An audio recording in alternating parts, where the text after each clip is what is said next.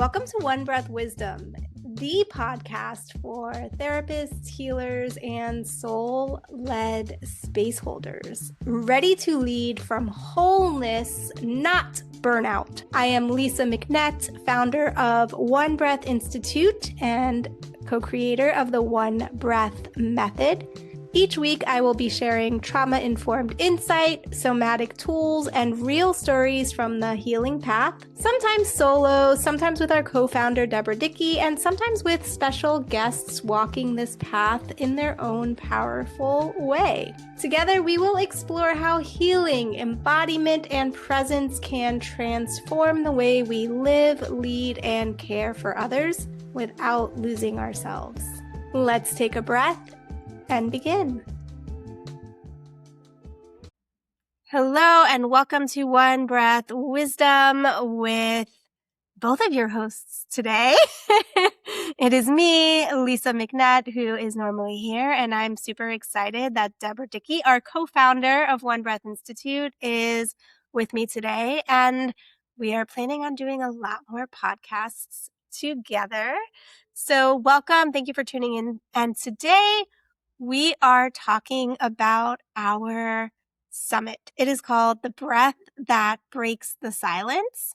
It is our annual summit. It starts September 1st. I think it's next Tuesday, a week from today. And so today we have opened the gates, we have opened the community, and people are pouring in. And we are so excited. This has been months in the making, and it's really been something that we've wanted to do for years, having participated in other people's summits and been a speaker at other people's things. It's been, something that I know I can speak for myself, both of us, but for me, it's been a very tangible, wanting to create this thing. And so when I mentioned it to Debbie earlier this year, I was like, September, can we do it in September? And then I was like, no, wait, we can't do it in September. It's going to have to be November. We're not going to have time. And Deborah was like, nope, it's September. And we talked about why September is a great month. And we'll share that with you in a little bit as well, but not right this second. But it was decided September. And so it's been full on. It's been a lot of work. It's been a lot of organization. It's been a lot of planning. It's been a lot of connecting with speakers, interviewing speakers. It's been a lot of fun. Yeah, Lisa, it has been a lot of fun. One thing that I am feeling most excited about is that the summit, The Breath That Breaks the Silence, has become a living expression of what we've built together inside One Breath Institute. I mean, I've absolutely loved getting to know the speakers and their topics and the discussions and their thoughts and opinions as well as experiences. I mean, their passions are so passionate. And that's one thing I love most about people is when they're firm on their values, their standards, their mission, and they're speaking boldly and clearly on what they feel is important when it comes to mental health, relational healing, and for us, breathwork. I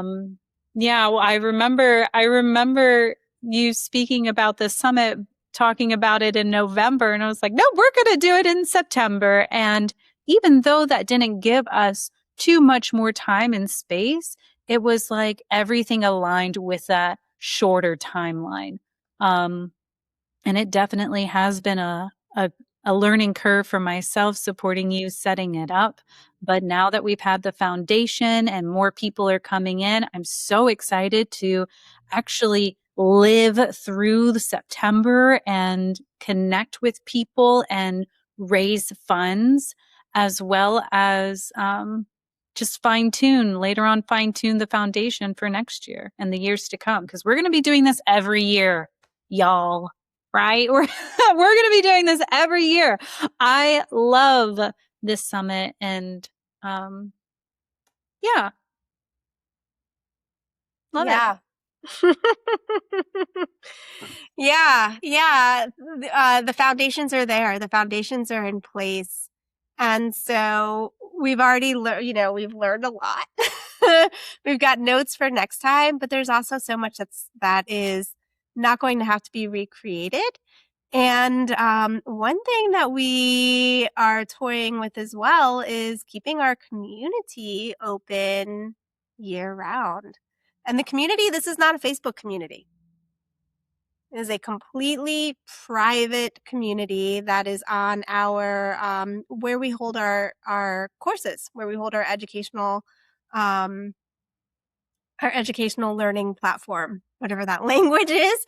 And so yeah, having done all of the foundational pieces, now I love that we just get to connect with what is alive and who is there and just be in the flow and presence all through September and beyond. Yeah. So maybe we can talk about why we chose September. Yeah. Well, I really like September. I appreciate September. One, because it's fall and things really begin to shift and change, at least in the United States with the seasons. And September is Suicide Prevention Awareness Month. And suicide prevention is something I'm deeply passionate about. And this has actually been a historically was a trauma imprint, Lisa, but the listeners may not know. Um, I've experienced a lot of persons in my life transition because of suicide, and so that has always been something I'm curious about when it comes to prevention and also supporting resources, getting education out there, information to best serve people who are in that crisis.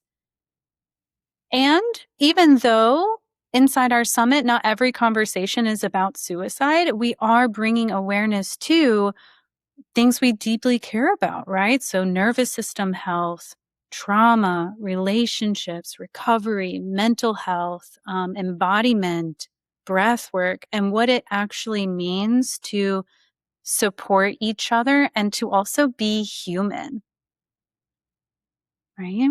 Like to also be human. Yeah. Yeah. And, it is all related to suicide prevention because, well, one, the statistics are staggering. Unfortunately, they are staggering. And I wasn't even thinking about bringing statistics in today, but particularly since 2020, mental health has become a crisis. And the number of people with diagnoses, disorders with regard to mental health have had a drastic increase. And suicide has had a drastic increase as well. And something that is explored, this is kind of a common theme that is explored throughout the summit with different people that I've interviewed, is preventing suicide by giving a person the tools that they need to feel mentally well, like to be prepared to be set up for mental wellness. So, I'm thinking we have a couple of speakers who are talking about, what happens from birth, what happens in birth, what happens in the womb, and how some of those things are setting us up for life that we are not aware of. And I love talking with Deb Dana because she uses the language of glimmers. Uh, but when I was talking with Deb Dana, she is a therapist, and she was saying that the the wait list for people to even be able to get in to see a therapist, sometimes people will never even get in.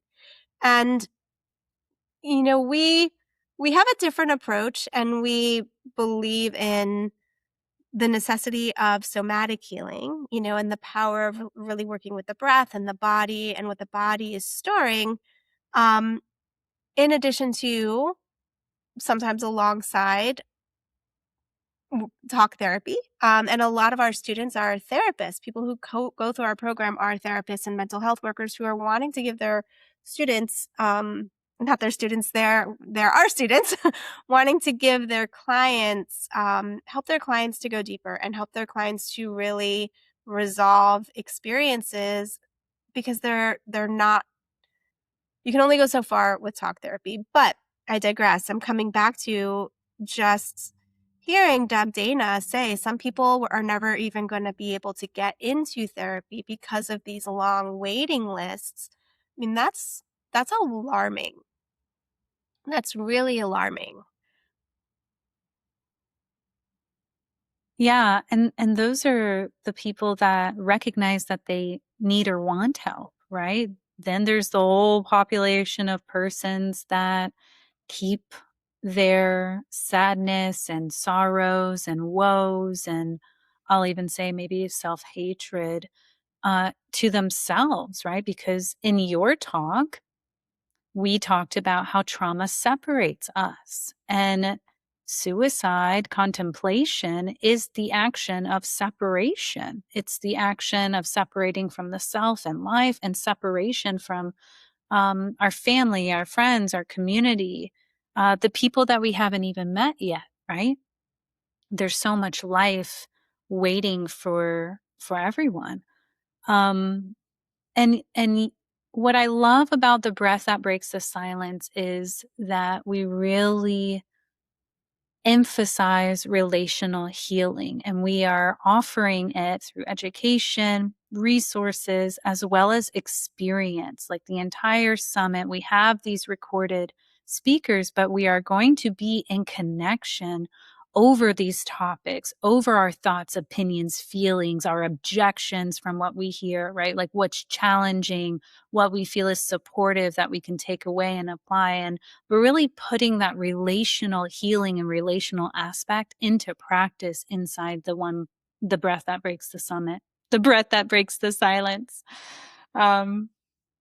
Yeah, so we have the mental health, we have the somatic experiences, we have the relational healing, and then of course we have the breath too, because we are all sharing a singular breath. We're all one breath, quite literally, right? I mean, that was, a little side note, epiphany. I just remember hearing your voice, one breath, we're one breath, one breath. And then there was just so much energy, intention, passion, and a lot of language behind just that simple but very complex phrase, one breath. Like, to really think that we are all in this together and really believe that and feel that we are all one collective breath, then that lets me know that I'm never alone in my sorrows, my sadness, my lows. I'm also never alone in my highs and my flows, right? Making a rhyme here, but in my happiness too.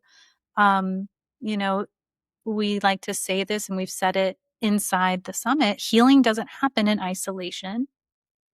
Relationships matter, and connection matters. Environment matters. Being able to remain connected to the people that we love matters. And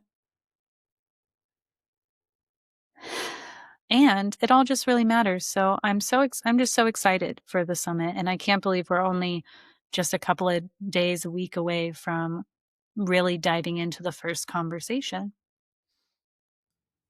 I know.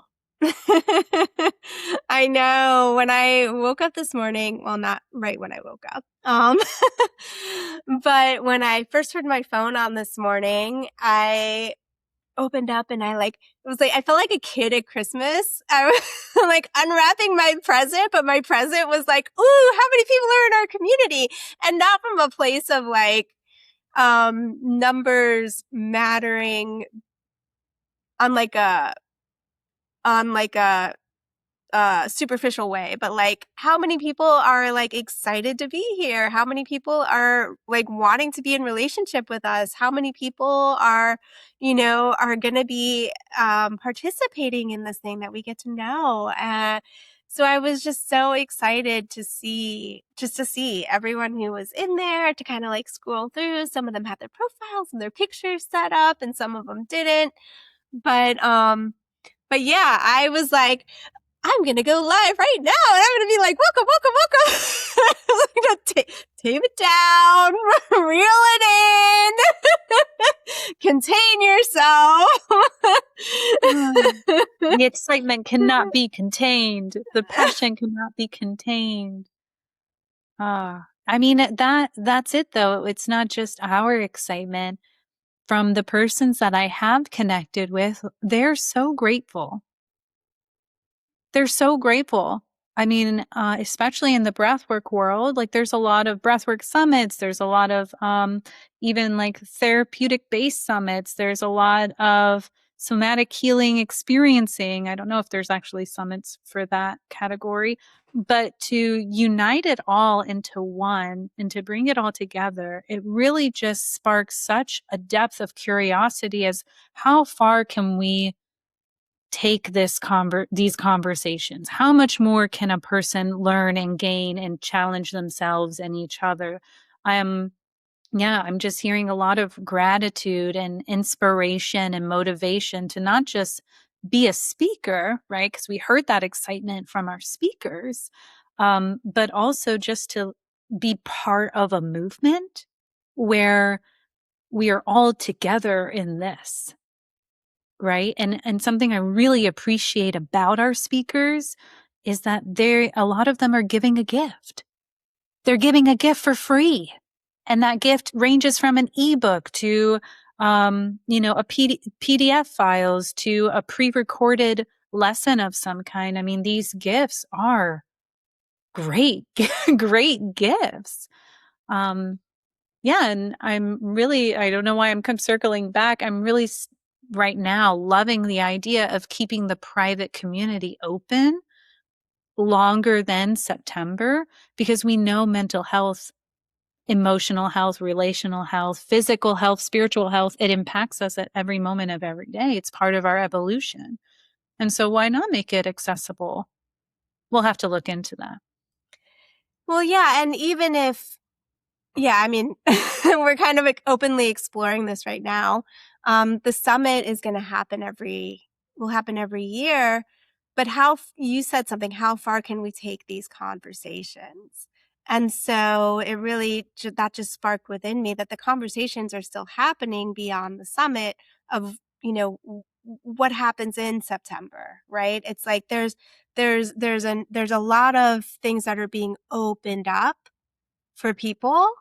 There are a lot of things that opened up for me I didn't do all of the interviews, but in the interviews that I did, there were a lot of things that opened up for me personally, professionally, relationally, new learnings, new knowledge, new awareness from the generosity of these speakers. And that I want to talk to at some point as well about like the similarities and threads, even though there was such diversity of experience and expertise. But, we're together for this month. How deep, you said it, how deep can these conversations go? And these conversations continue on. If we're looking at relational healing and building relationships, then we continue building the relationships throughout the year. And I don't know exactly what that looks like, but it helps the movement to grow, and we can all get excited for what's coming next September, right?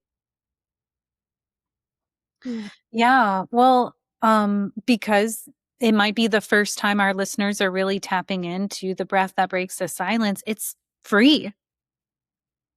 I mean, that is also part of the generosity, right? Like there's no paywall for people to enter, to participate, to engage at a degree that they're available to. And then also this year we're doing a fundraiser. Do you want to speak more about that? Okay. Well, so our fundraiser this year is with SMA Healthcare Foundation, and it is through the Play It Forward initiative. which is supporting mothers receive residential substance use treatment without requiring them to separate from their young children. Because often that is something that happens, and mothers will not go into treatment even though they need it, because that means that they'll be without their children. So having to choose recovery over connecting with your child is an impossible choice, especially if there is a possible ripple effect of a consequence if you don't get the recovery treatment, right? And so the project itself is about creating a physical environment where mothers and children can play, connect, visit, and experience each other and togetherness, while also the mother is receiving that treatment and that healing. Absolutely love it. This is like so close. Yeah, I'm getting emotional. It's really touching upon my own family personal dynamics, and what a powerful just what a powerful initiative that we're supporting. Absolutely love it. Yeah. Yeah, I remember we were connecting with SMA Healthcare Foundation specifically, but had a different project in mind, the only one that we knew about, and it was like that didn't really seem like that was going to work out. And as soon as she let us know, like, this is the project that we're fundraising for right now and that we need money for, we were both just like 100% yes. 100% yes. So it's actually a residential treatment center that's here in Marion County, which is where I'm located, that the mothers can bring their children to recovery with them, and that they're creating this outdoor, it's an outdoor space. So it's age appropriate play equipment, green areas, trees, nature heals. Nature heals too. And yeah, when it comes to, it touches upon experiences that I had as well. Dynamics that are close to my family growing up, and having worked in recovery and seen from a parental view or from a child's view that grew up, right? Like there's just so many different layers to it. And yeah, I've been thinking about how, because I keep saying, like, we know about developmental trauma as well, right? And children need their mother. But I've also been thinking about that, like, because I'm always going back and forth, that devil's advocate. Like sometimes there's an unhealthy dynamic between mother and child too. But a mother wanting to go into recovery and to get the help and the treatment that she's needing, that is a mother who is wanting a healthier dynamic. That is a mother who is wanting to be better for herself and better for her children. And we need to support this as a community and a world. Yeah. Yeah. Something in your talk that's going to be the very first one, everyone. The very first speaker talk is Lisa McNett's talk. And something that you mentioned that's just like at the forefront of my head right now is the word dehumanization. I had to hear it in like a song, dehumanization, because trauma and how we choose to cope as individuals, whether that's through choosing to be a nomad and isolate ourselves, choosing to, I'm going to remove choice, but coping with, isolation and being a nomad, coping with being hyper independent and a workaholic. Maybe there's substance dependency. Maybe, there's self-harming tendency. Maybe there's other, the list goes on, whatever the coping is. What's really important is to do our best as a collective society to not perceive that person as like a loser or like whatever the other list of things that society has labeled, because it is so easy to label a person who's trying to survive, literally trying to survive with the tools, the resources, the knowledge, the support, the physical ability, physically able to do. They're doing their absolute best, and we can judge it. It's not going to do anything. It's not going to better anyone. It's not going to improve the situation. And each person has a friend, a loved one, a community that does care about them. We are all impacted by every person in some way, shape, or form, whether we acknowledge it as a linear impact or in 10 years down the road, we're being impacted because that person knows this person who knows this person who had this experience, right? So what I'm getting at and what I'm just wanting to really emphasize here and what you're saying is like, it's so important to just do what we can within our own boundaries and within our own means to acknowledge human and have respect for human.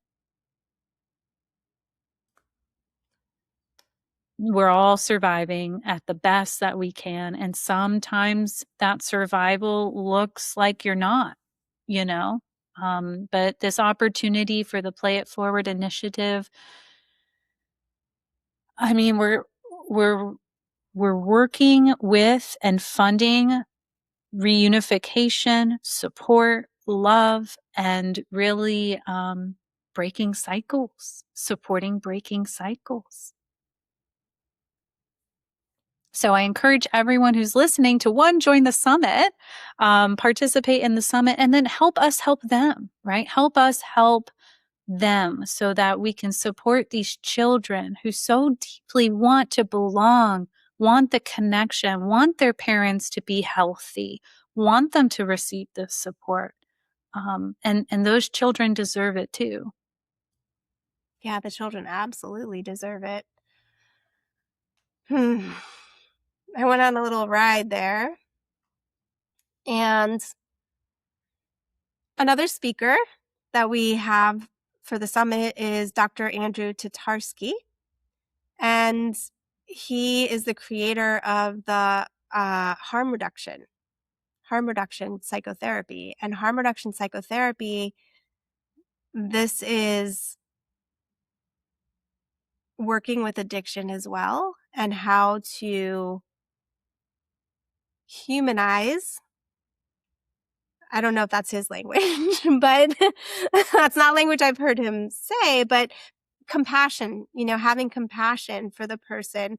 And so, when you said we need to do what we can within our means, I'm thinking about how, yes, like we all have our own individual means and resources. And I also think about like systemic change, and we're talking about therapists and therapy earlier. And we know that most therapists are not trained or skilled or able to work with somebody who says they have an addiction or who even says that they are suicidal. Oftentimes somebody says that they have that and they say, I can't see you. And so it just really highlights to me just the systemic changes that need to happen. And this dehumanization, he reminded me of, I really started seeing it and started noticing it when I was going into women's prison, and experiencing the extreme abuse and treatment. Like they don't regularly have clean running water. They wouldn't it's not, we're in Florida, where it's 110 degrees, humidity, blah, blah, blah, blah. Some of the units for the inmates, no air conditioning, no air conditioning, no clean water, no running toilet, like basic human comforts, basic human, that there are so many inmates, and there are so many people with addictions, and there are so many people with psychiatric diagnoses, and there are so many things. People are othered, right? I'll just say othered for so many different reasons. I don't know exactly when we started, why we started. I can see some reasons why it's there, that it's just so, it's like a protective safety mechanism that a lot of people locked in of just othering, right? Like they deserve that, or we know it, we see it, we hear it all the time, right? Well, just don't look at that. Don't look over there. Don't look at the homeless person and they won't be there, Yeah, I'm literally thinking of any homeless person or population. I know for me growing up, there's this societal conditioning that you made choices and got you where you go. And I've lived my life, and there's a lot of things out of my control. There were a lot of things, situations, where I had to make a choice, and I only had 2 or 3 difficult choices. They weren't the best ideal scenario. And all that to say is yeah, homelessness, drug addiction, prison history, any type of crime history, any type of other, there's this stamp of being ostracized. But I don't know the saying, but it's kind of like those memes, a lot of families are just one paycheck away. The distance, what I'm trying to say is the distance from, let's say, a person here and other, the category of other. This person over here wants to feel like it's a big distance, like there's a whole lot of space and choice and support and resource and la la la la between one and other. No, that's not true. The gap is thin for a lot of people. A lot of people, that gap is thin. And recently I've been in some training, as doing foster placement training, and I'm learning that a lot, and I'm relearning that a lot of the substance abuse, specifically in homelessness connection, is literally just generational. And many of those persons that grow into adulthood, that then we're driving in our car and be like, oh, well, they made that choice because they were addicted. Absolutely not. No, they were subjected to bad choices from other people, right? So we're kind of spiraling into that, and we could probably make a whole nother podcast of it, but just circling back, trauma impacts us all. And not every choice that people make is a conscious one, but it is one out of survival. And sometimes survival looks like coping. Yeah. And surviving isn't thriving is what I'm wanting to really get the message, Yeah. Because we see that on Instagram and Pinterest, and it's oh, I'm thriving now. Well, what does it really mean to thrive? Does it mean that we're disconnected and ostracized from we're ostracizing ourselves from the very harsh, real reality that a large population of the people of the world do not live a blissful, healthy, happy life? A lot of people don't even have their basic needs met.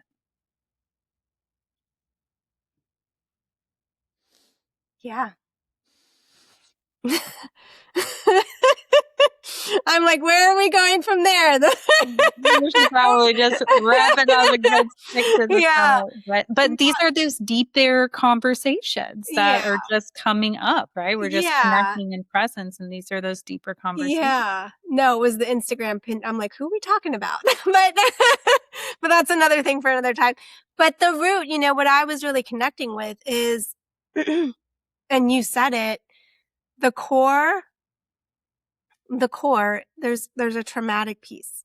There is some type of trauma, and we come to the summit and we talk about what trauma is. We talk more about trauma. We talk about intergenerational trauma, generational trauma, things along these lines, because a lot of our listeners are like, well, trauma's like war, rape, the big things. I probably shouldn't just keep saying that. Not to laugh, but like, the big T traumas are what people oftentimes think of, but there's so many things that contribute to, chronic stress. And, I'll just say the things that lead to a person not having a lot of choice, right? So you mentioned like there are times that I had this choice, and neither one was like particularly the best. Sometimes people are met with not feeling as if they have any choice at all. Or the choices again are few, they're far between. They're like, here's a rock, here's a hard place. There's a lot of experiences in the background and in that person's nervous system that have happened. And so, it kind of feels like, I think that's what got sparked in me when you were like the Instagram, Pinterest thing with like I'm thriving now, I think, and that a lot of people don't have their basic needs met, is just that not all people start out on an even level. like poverty is traumatic. Being part of, if your skin is a certain color, or you grow up in a certain neighborhood, or even if you're a woman, there's different experiences that are putting a cap on you. I'll just say putting a cap somewhere on you, in you, that are restricting. And that's not to say that you cannot break through and you cannot break free from these things. I mean, if you look at the two of us, you look at, a lot of people do look at us. A lot of people look at me and are like, look at you. Like, you're so calm. You're so cool and collective.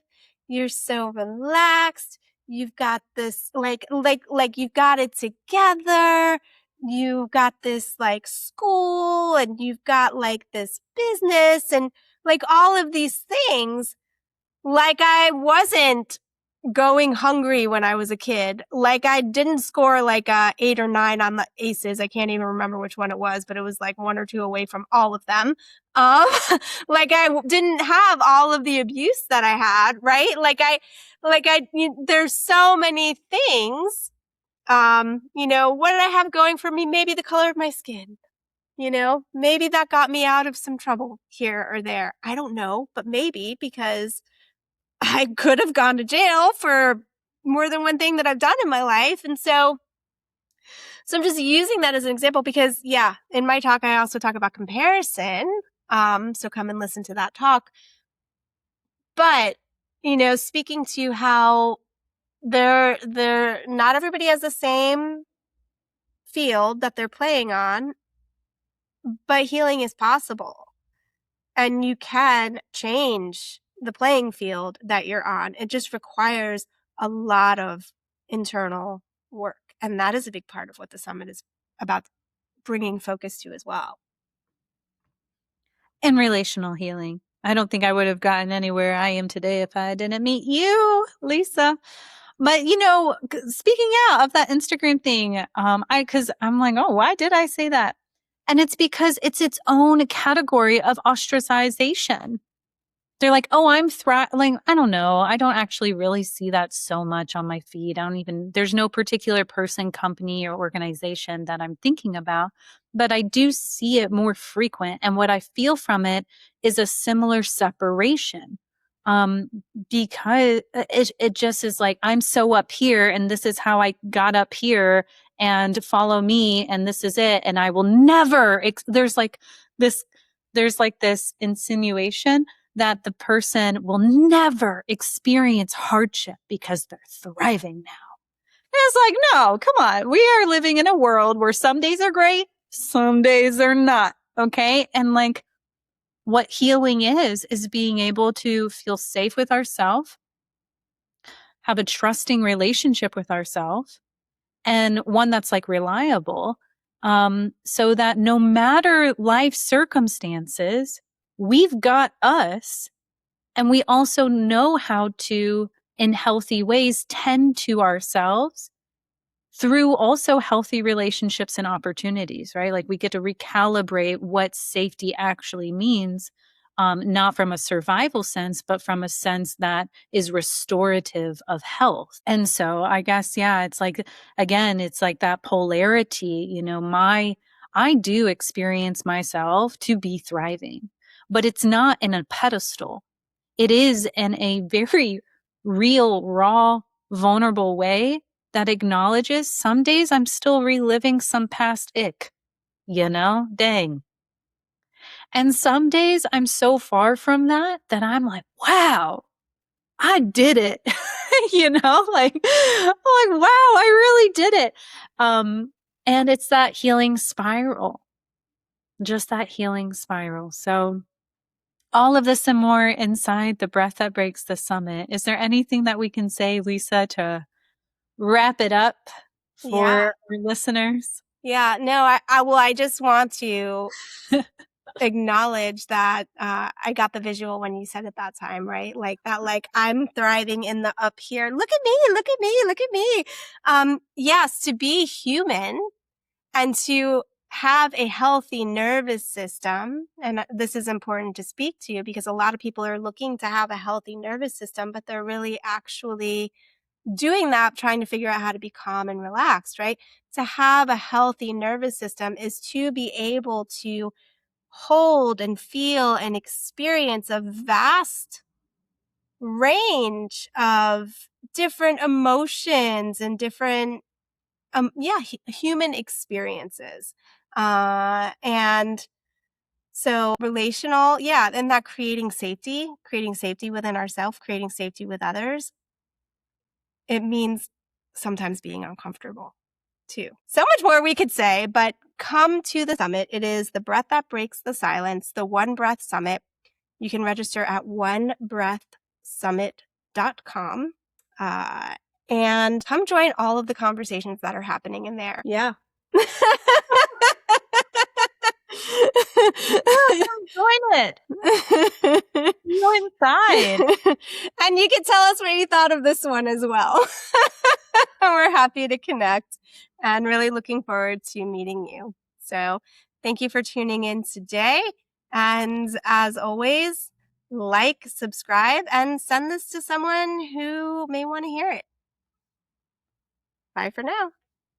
Thanks, Lisa. Thanks, Deb. Thank you for listening to One Breath Wisdom. If something in today's episode spoke to you, I would love to know it. Send me a message on Instagram at One Breath Institute or at Lisa McNett, and please share the episode with someone else who needs to hear it. Remember, you are not here to carry it all. You are here to come home to yourself, one breath at a time. Until next time, take a breath and be well.